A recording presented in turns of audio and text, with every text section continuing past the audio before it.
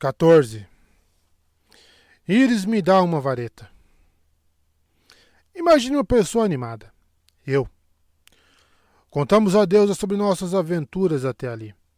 Tenho que admitir uma coisa sobre Íris. Era boa ouvinte. Os deuses costumam ser bastante impacientes com problemas mortais, mas acho que, como Íris era uma mensageira, tinha aprendido a prestar atenção ao que as pessoas diziam. Quando mencionei o cálice desaparecido de Ganimedes, ela fez uma careta, como se estivesse com um fragmento de cristal enfiado em um lugar desconfortável. Quando descrevemos o que aconteceu no Web Sinistra, Íris fechou os olhos e suspirou como quem diz: Deuses, dei-me paciência. Só que ela era um dos deuses, lógico, e eu não sabia se rezar para si mesma funcionava. É óbvio que não achamos que você pegou o cálice. Seria bobagem, concluiu Annabeth. Se bem que, se você pegou, nós adoraríamos levar de volta, complementou Groover. Annabeth o olhou, furiosa, mas meu amigo não pareceu notar. Estava com um brilho fotogênico, como se, agora que era modelo de Blanche, fosse invulnerável. Mas claro que você não pegou. Pegou? Perguntei. Não pretendia botar o ponto de interrogação no final. Foi meio que involuntário. Íris estreitou os olhos. Passou os dedos pelos pingentes de cristal expostos, gerando explosões novas de luz colorida dançando pela feira. Tive a sensação incômoda de que, só com um pensamento, ela podia transformar todos aqueles raios em laser e fazer picadinho da gente. Tá porra. Vocês têm alguma ideia de como o trabalho de um copeiro é ingrato? Perguntou ela. Lembrei-me de Ganimedes andando de forma obsessiva pelo refeitório da escola, enchendo os copos e latas das pessoas com a bebida olimpiana número 5. Não me parece divertido, admiti. Não, Percy Jackson, não é divertido. Foi a primeira indicação de que ela se lembrava de mim, ou pelo menos de que sabia meu nome. A informação não me fez me sentir mais seguro.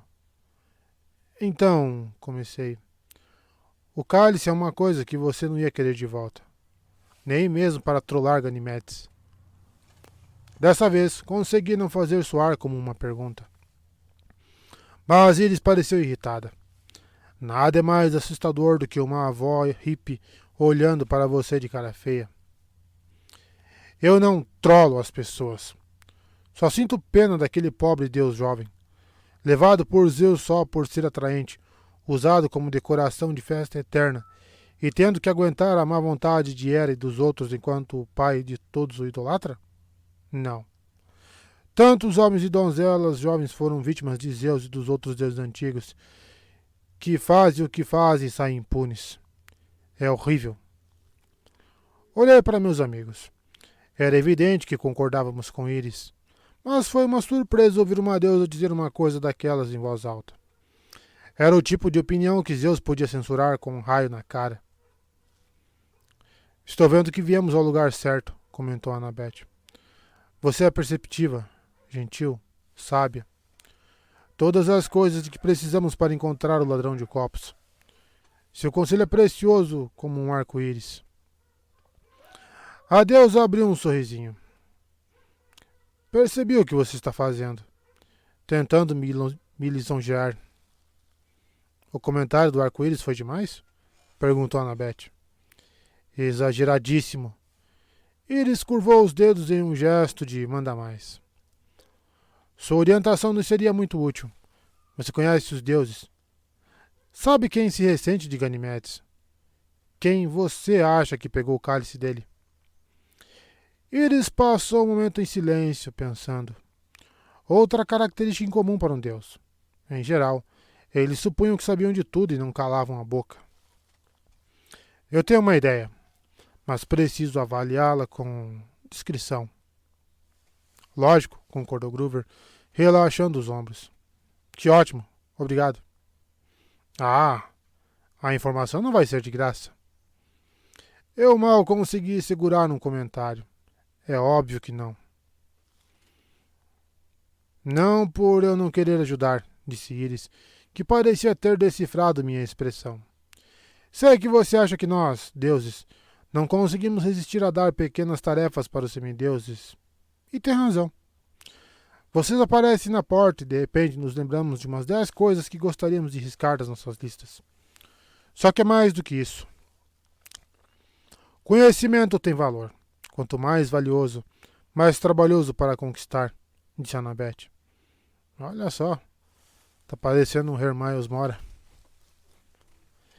Iris abriu um sorriso largo. Uma verdadeira filha de Atena.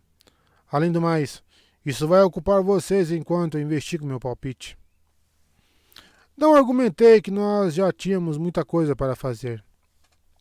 Desconfio que os deuses, até os legais como Íris, supõem que os semideuses ficam em um armário qualquer, desativados e cobertos de lençóis, até que eles precisem de nós para alguma missão.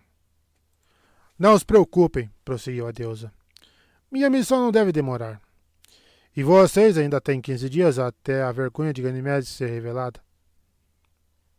Groover se encolheu. Por que 15 dias? É quando Zeus está planejando fazer o próximo banquete. Íris olhou para nossas expressões vazias e suspirou. Mas é óbvio. Zeus não contou isso para Ganimedes, certo?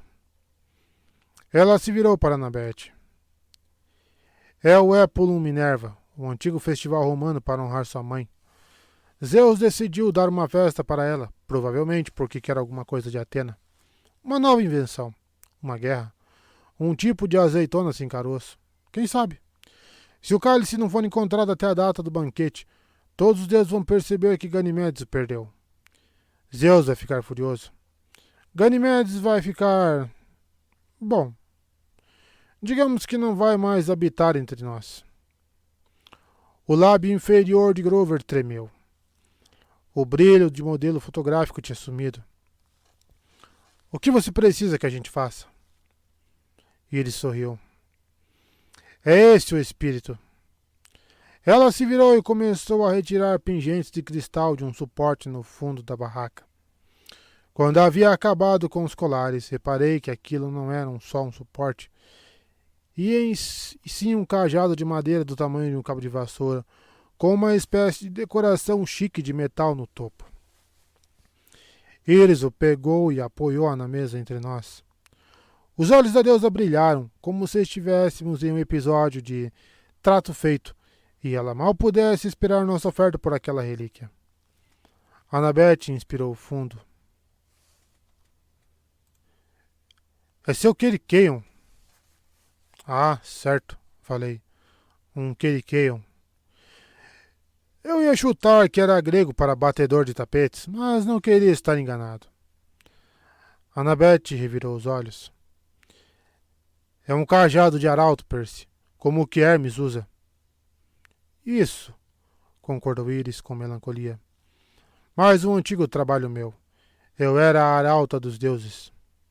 Observei o cajado. Ao contrário do caduceu de Hermes, não havia cobras vivas enroladas nele, mas, quando olhei com mais atenção, percebi que o topo de metal tinha o formato de 2 serpentes. Ambas tinham chifrinhos e estavam enroladas, formando um 8, uma de frente para a outra no topo. O metal tinha ficado coberto de sujeira ao longo dos anos e era difícil identificar muitos detalhes. A madeira também estava em péssimo estado, com manchas escuras de fuligem e de óleo. Eu me perguntei quanto tempo fazia desde que Iris havia deixado de ser a deusa mensageira. Talvez tivesse sido antes de Hermes nascer, o que foi bastante tempo atrás. Parecia que aquele cajado não era usado como nada além de suporte para as peças em liquidação desde então. Também me perguntei quantas vezes um deus podia mudar de função. Iris um dia simplesmente decidiria se tornar a deusa das proteínas à base de plantas? A Ares podia desistir da guerra e se tornar o deus do tricô? Eu pagaria dracmas de ouro de verdade para ver isso. Percy, chamou Groover, me tirando daqueles devaneios. Desculpa, o quê? Você ouviu, né? Eles estavam explicando que o topo é de bronze celestial e a base é de carvalho de Dodona. Entendi. Eu não tinha ideia do que era carvalho de Dodona, mas não parecia nada muito limpo.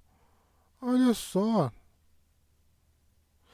E o topo parecia mais sujeira celestial que bronze celestial. Então a gente tem que dar uma mensagem com ele? Ah, não. Esses dias ficaram no passado. Mas, nos tempos antigos, eu usava este cajado para criar maravilhosos arco-íris enquanto voava pelo céu, viajando de um lugar para outro. Eu sinto saudade disso. Ele suspirou. Gostaria que o cajado fosse limpo, que retomasse a glória de antigamente. Admito que eu devia ter feito isso um tempo atrás, mas é que... Bom, eu fiquei meio amargurada de ter perdido meu cargo para Hermes. Pensei no que ela tinha dito antes, que não se ressentia de Ganimedes por ter perdido o trabalho de copeira. Mas perder o de mensageira tinha deixado Íris amarga. Eu me perguntei o quanto podíamos confiar naquela vovó simpática do arco-íris. Estou supondo que não dá para limpar com sabão, falei. Nem levar o cajado para ser lavado a seco? Ah, não. Ele só pode ser lavado no rio Ellison, respondeu Íris. Annabeth a encarou. Eu não conheço esse. Eu conheço, disse Groover, mas não pareceu feliz. Antigamente, o Ellison era famoso pela água mágica transparente. Dizem que podia limpar qualquer coisa, por mais suja que estivesse. E certas criaturas tiravam vantagem disso. É verdade, concordou a deusa. As fúrias às vezes se banham lá. Um banho no rio Ellison é a única coisa que consegue tirar o fedor do mundo inferior delas, quando precisam andar entre os mortais. Ih, ai, ai. Estremeci ao pensar na minha antiga professora de matemática, a senhora Dodds, também conhecida como a Fúria Alectó. Não gostei da imagem dela se banhando em um rio antes de nos dar aula de pré-álgebra. Outros monstros também, falou Groover, olhando para o topo de cobras do cajado, como serpentes com chifres. É verdade. Muito bom, jovem sátiro, elogiou Íris. Na verdade, vocês precisam limpar meu cajado do mesmo rio em que as serpentes se banham. E essas serpentes são super simpáticas, supôs. Íris franziu as sobrancelhas. Ah, não. Elas vão tentar matar vocês. Pelo visto, como Abby, Íris era imune ao sarcasmo. Mas tome cuidado, vocês não podem fazer mal às serpentes. Porque são sagradas para você? De jeito nenhum. Mas quero que esta missão seja livre de crueldade. Vocês precisam encontrar um jeito de realizar a tarefa sem fazer mal a nenhuma criatura do rio. Boa sorte, semideuses. Agora, preciso voltar aos meus deveres. Uma confusão de clientes se aproximou da barraca de Íris e começou a soltar nossas e uaus diante dos cristais. Fomos dispensados. Peguei o cajado imundo do arco-íris que não assumiu convenientemente um formato menor. Quando andei pela feira, me senti um mago de Araque. Livre de crueldade, resmungou Annabeth. Acho que isso não inclui crueldade com semideuses. A gente vai dar um jeito, disse Groover, por alguma razão animado de novo. Eu sempre quis ver o rio Ellison. Só tem um problema. Fora os monstros que não podemos matar? Perguntei. Ele descartou isso com um gesto.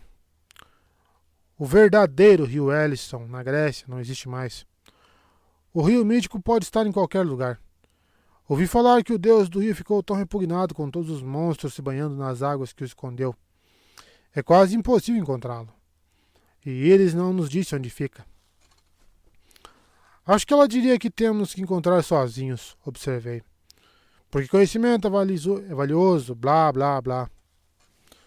Annabeth me cutucou na costela. A gente precisa de um espírito da água de nível alto para nos dar orientações. Aquelas nereidas e Naiades se conhecem. Onde será que podemos encontrar uma nereida para perguntar? Ela me encarou. Trinquei os dentes mais um pouco. Tudo bem. Vou esperar até segunda e vou perguntar à minha orientadora. Só espero que ela não me jogue pela descarga de novo.